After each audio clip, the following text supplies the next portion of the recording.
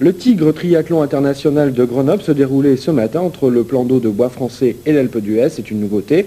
Les Australiens venus à la découverte de l'épreuve ont fait main basse sur le Tigre, chez les hommes comme chez les dames. C'est le vice-champion du monde junior, Benjamin Bright, qui s'adjuge l'épreuve. 8h30 ce matin au lac du Bois-Français. 370 concurrents vont s'affronter dans une épreuve qui va probablement, dans les années à venir, s'imposer comme une grande classique du genre, le Tigre Triathlon International de Grenoble.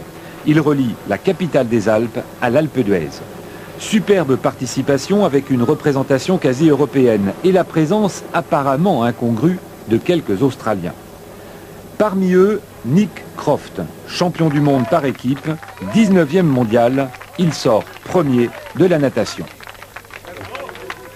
Derrière lui, un champion du monde junior. Lui, ce jeune, Benjamin Bright, ce petit blond plein de taches de rousseur porte bien son prénom, Benjamin. Il n'a que 17 ans. À citer dans les premiers, Yves Cordier et Jean-Luc Capogna, le Grenoblois. Un Jean-Luc Capogna qui, entre Giers et Bourdoison, va se placer en première ligne. La montée de l'Alpe, il la connaît et le vélo a fait sa réputation. Hélas, défaillance physique ou mauvais choix de braquet, dans la montée de l'Alpe, Capogna va céder devant l'attaque groupée du Français Yves Cordier, deuxième à Nice il y a 15 jours, et de notre Benjamin australien, toujours en super forme.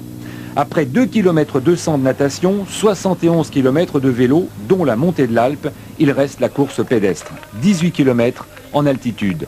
Là, Benjamin Bright va bénéficier de l'abandon d'Yves Cordier, souffrant de son genou, et bien que talonné par les plus grands leaders du triathlon mondial, Benjamin passe en vainqueur la ligne d'arrivée, le Tigre à la main. The most difficult was the last hill. It was very steep on the run.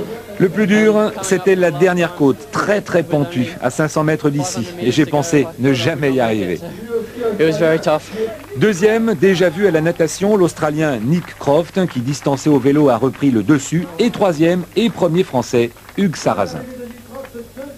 Quand j'ai vu ma place au pied de l'Alpe, je me suis dit bon, il faut peut-être que je joue le record de la montée de l'Alpe d'Huez.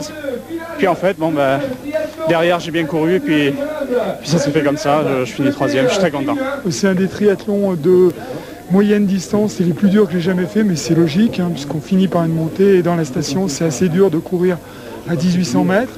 Mais par contre le cadre est très agréable, il y avait un public chaleureux pour nous aider aussi, une belle organisation. Si l'on parle des premiers, il faut aussi saluer tous ceux qui ont couru ce premier Tigre très difficile, sans oublier les femmes. La première, Janie Alcorn, est, pas de surprise, australienne.